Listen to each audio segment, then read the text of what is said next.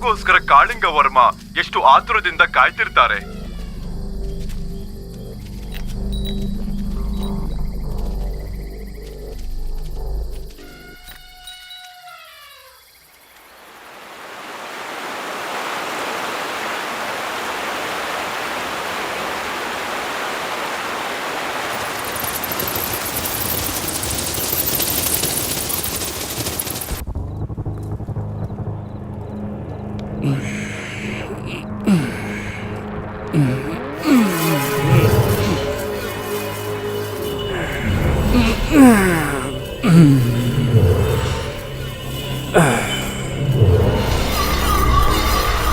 ಕಾಮ ವ್ಯಾಮೋಹ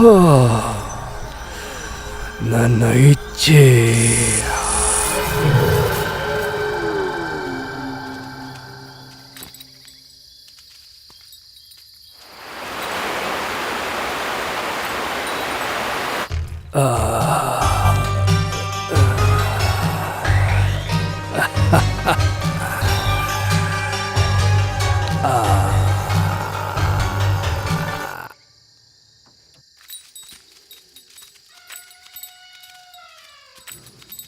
ಇನ್ನ ಎಷ್ಟು ದೂರ ಆಗೋರ? ತುಂಬಾ ಸುಸ್ತಾಗ್ತಾ ಇದೆ. ಒಂದು ಹೆಜ್ಜೆನೂ ಮುಂದಕ್ಕೆ ಇಡಕ್ಕಾಗ್ತಾ ಇಲ್ಲ. ಮನ್ಸು ಸಾಕು ನಿಲ್ಸು ಅಂತ ಹೇಳ್ತಿದೆ. ಇನ್ ಮುಂದಕ್ಕೆ ನಡೆಯಕ್ಕಾಗಲ್ಲ ಮಂತ್ರಿವರ್ಯ. ವಿದುಷ, ಗ್ರಹಣ ಸಂಭವಿಸುವಂತ ಸಮಯ ಹತ್ರ ಬರ್ತಿದೆ. ಗ್ರಹಣ ಮುಗಿಯೋಷ್ಟೊತ್ತಿಗೆ ಮಹಾರಾಜರನ್ನ ಭೇಟಿ ಮಾಡಬೇಕು. ಈ ಗ್ರಹಣ ಬಿಟ್ರೆ ಇನ್ನೊಂದು ಗ್ರಹಣ ಇಲ್ವಾ? ಇದು ಸಾಮಾನ್ಯ ಸೂರ್ಯಗ್ರಹಣ ಅಲ್ಲ, ಉದಯಿಸೋ ಅಂಗುಳಿಕ ಸೂರ್ಯಗ್ರಹಣ. 585 ವರ್ಷಕ್ಕೊಮ್ಮೆ ನಡೆಯುವಂತ ಗ್ರಹಣವಿದು. ಆಯಾಸ ಆಯ್ತು ಅಂತ ನಿಂತ್ಕೊಂಡ್ರೆ ಯಾವತ್ತು ನಾವು ತಲುಪೋದಿಲ್ಲ. ಎಷ್ಟೊಂದು ಜೀವಗಳು ಈ ಕಾಲಗರ್ಭದಲ್ಲಿ ಪರಿಷ್ಕಾರವಿಲ್ಲದ ಪ್ರಶ್ನೆಗಳಾಗಿ ಉಳಿಯುತ್ತೆ. ಪಥವಿದೂಷಣ,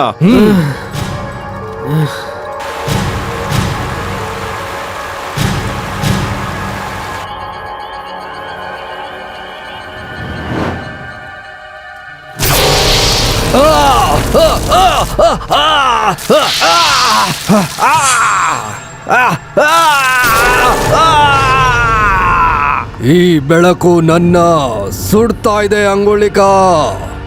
ನೀನು ಉದಯಿಸುವ ಪ್ರತಿ ಹೊತ್ತಲ್ಲೂ ನನಗೆ ಕ್ರೂರ ಅನುಭವ ಆಗ್ತಿದೆ. ನನಗೆ ವಿಮುಕ್ತಿ ಇಲ್ವಾ? ಹೇ ಸೂರ್ಯ ದೇವನೇ, ಈ ಸೂರ್ಯ ವಂಶದ ಸುಪುತ್ರಿಯ ಕಣ್ಣೀರು ನಿನಗೆ ಕಾಣಿಸ್ತಿಲ್ವಾ? ನಿನ್ನ ತಾಪವನ್ನು ಇನ್ನಷ್ಟು ಪ್ರಜ್ವಲಿಸಬೇಕು. ಶತಕೋಟಿ ಜೀವಿಗಳಿಗೆ ಬೆಳಕು ನೀಡುವ ನಿನ್ನ ಕಿರಣಗಳು ಜೀವನದಲ್ಲಿ ಕತ್ತಲು ತುಂಬಬೇಕು. ಯಾವ ಸೂರ್ಯ ಶಕ್ತಿಯನ್ನು ವಶಪಡಿಸಿಕೊಳ್ಳಲು ಹವಣಿಸುತ್ತಿದ್ದಾನೋ ಆ ಶಕ್ತಿಯೇ ಮೃತ್ಯು ಶಕ್ತಿಯಾಗಿ ಅವನನ್ನು ಕಾಡಬೇಕು. ಅಂಗುಲಿಕ, ನಿನ್ನ ಶಾಪದ ಬೆಂಕಿನಲ್ಲಿ ನಾನು ಸುಡ್ತಾ ಇದ್ದೇನೆ. ಅಂಗುಳಿಗಳ ಸೂರ್ಯಗ್ರಹಣವು ಪ್ರಾರಂಭವಾಗಿದೆ ಮಂತ್ರಿವರ್ಯ.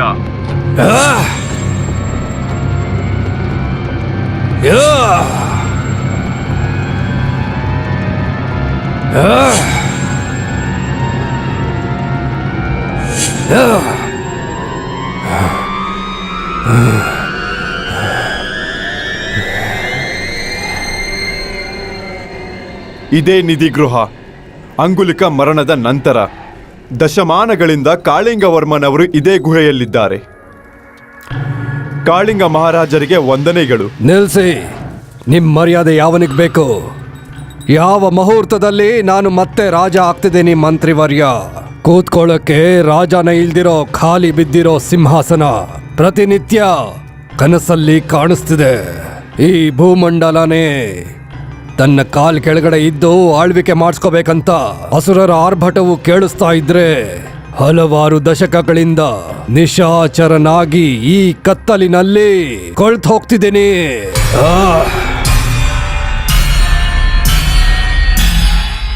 ಯಾಕಿ ಮೌನ? ಏನಾದ್ರೂ ಮಾತಾಡಿ. ನೀವು ಮಾಡಿರೋದು ಮಹಾಘೋರಪರಾಧ ಕಾಳಿಂಗ ಮಹಾರಾಜ. ಸೂರ್ಯ ಅನುಗ್ರಹವಿರುವ ಆತ್ಮಬಂಧುಗಳನ್ನ ಕೊಂದಿದ್ದೀರಾ. ಸೂರ್ಯ ವಂಶದ ಸುಪುತ್ರಿಕೆಯಾದ ಅಂಗುಳಿಗಳನ್ನು ವಧಿಸಿದ್ದೀರಾ. ಆದ್ರೂ ಸೃಷ್ಟಿಯ ಪ್ರತಿಯೊಂದು ಸಮಸ್ಯೆಗಳನ್ನು ಪರಿಹರಿಸುವ ಅಗೋರಿಗಳನ್ನು ನಿಮ್ಮಲ್ಲಿ ಕರೆತಂದಿದ್ದೇನೆ. ನಿಮ್ಮ ಶಾಪ ವಿಮೋಚನೆ ತಪ್ಪದೇ ಆಗುತ್ತದೆ ಎಂದು ಆಶಿಸುತ್ತೇನೆ ಮಹಾರಾಜ. ಈ ಜನ್ಮದಲ್ಲಿ ನಿನಗೆ ಶಾಪ ವಿಮುಕ್ತಿ ಇಲ್ಲ. ಇಲ್ವಾ? ನನಗೆ ವಿಮೋಚನೆ ಇಲ್ವಾ? ಇದೆ, ಒಂದೇ ಒಂದು ಅವಕಾಶವಿದೆ. ಏನದು? ನಿನ್ನ ಮರಣ. ಏನು ಮರಣನ? ನಾನ್ ಯಾಕೆ ಸಾಯ್ಬೇಕು ಘೋರ? ಮಹಾರಾಜ, ಹೌದು ಮಹಾರಾಜ, ನಿಮ್ಮ ಶಾಪ ವಿಮುಕ್ತಿ ನಿಮ್ಮ ಆತ್ಮತ್ಯಾಗದಲ್ಲೇ ಅಡಗಿರೋದು.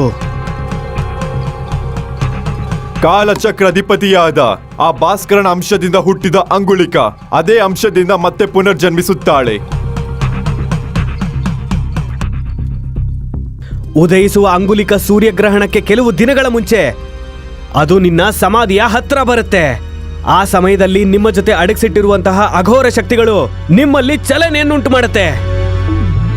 ಕಾಲಚಕ್ರವು ಗ್ರಹಣದ ಕಡೆಗೆ ಚಲಿಸುತ್ತಿದ್ದಾಗ ಈ ಸೃಷ್ಟಿಯಲ್ಲಿರುವಂತ ಪ್ರತಿ ಅಣುವು ನಿಮಗೆ ಸಹಕರಿಸುತ್ತೆ. ಪ್ರತಿ ಅಂಶವು ನಿಮ್ಮ ಶಾಪ ವಿಮೋಚನೆಯನ್ನು ಕೋರುತ್ತದೆ. ನಿಮ್ಮ ಆತ್ಮ ವಿಜಯದತ್ತ ಪಯಣಿಸುತ್ತದೆ. ಉದಯಿಸುವ ಅಂಗುಳಿಕ ಸೂರ್ಯಗ್ರಹಣದಲ್ಲಿ ಆತ್ಮ ಬಂಧುಗಳನ್ನ ಕೊಂದಿದ್ದೀಯ. ಮತ್ತೆ ಅದೇ ಗ್ರಹಣದಲ್ಲಿ ಆ ಅಂಗುಳಿಗಳನ್ನು ಬಲಿ ಕೊಟ್ಟರೆ ಶಾಪ ವಿಮೋಚನೆಯಾಗುತ್ತದೆ. ನಿಮ್ಮನ್ನು ವಿಜಯದತ್ತ ಕರೆದುಕೊಂಡು ಹೋಗುವ ಜವಾಬ್ದಾರಿ ನಮ್ಮದು. ರಾಜ್ಯಕ್ಕೋಸ್ಕರ ಕಾಲಕ್ಕೆ ಎದುರಾಗಿ ನಾನು ಹೋರಾಡಿದ್ದೀನಿ. ಅದೇ ಕಾಲಕ್ಕೆ ಇನ್ನೆಷ್ಟು ಬಾರಿ ಆದ್ರೂ ಎದುರಿಸಿ ಹೋರಾಡ್ತೀನಿ.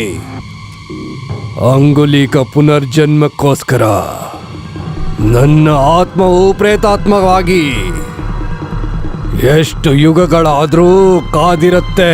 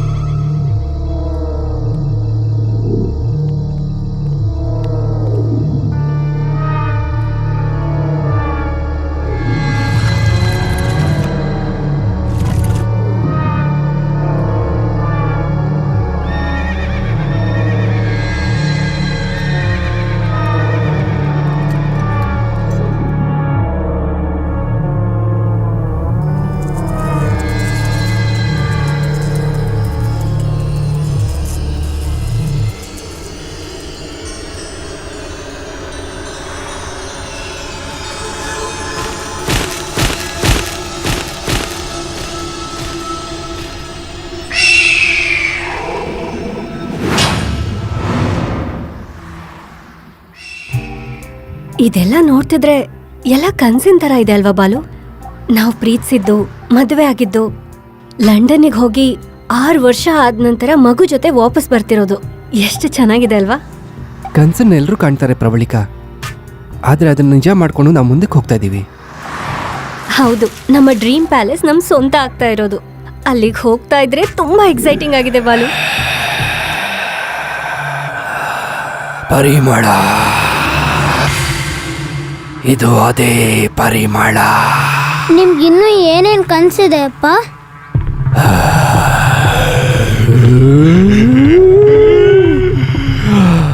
ಇನ್ನೂ ಎಷ್ಟೊಂದು ಕನಸಿದೆ ಕಣೋ. ಆಕ್ಚುಲಿ ಕನ್ಸುಗಳು ಯಾಕಿರ್ಬೇಕಮ್ಮ? ಡ್ರೀಮ್ಸ್ ಇದ್ರೇನೆ ಲೈಫ್ ಥ್ರಿಲ್ಲಿಂಗ್ ಆಗಿರುತ್ತೆ.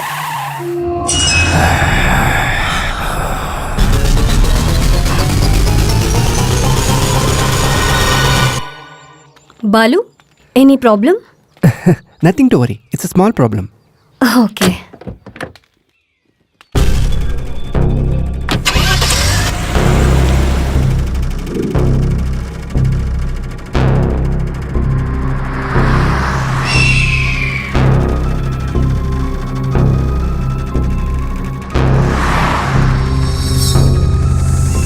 ಹೇ, ಪ್ಯಾಲೇಸ್ ಬಂದ್ಬಿಡ್ತು.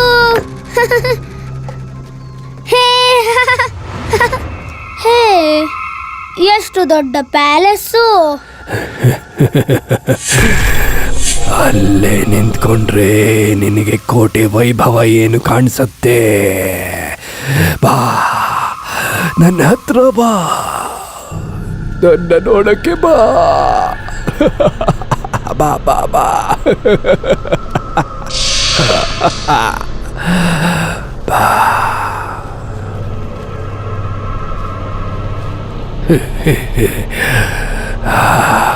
ಬಾ ಬಾ.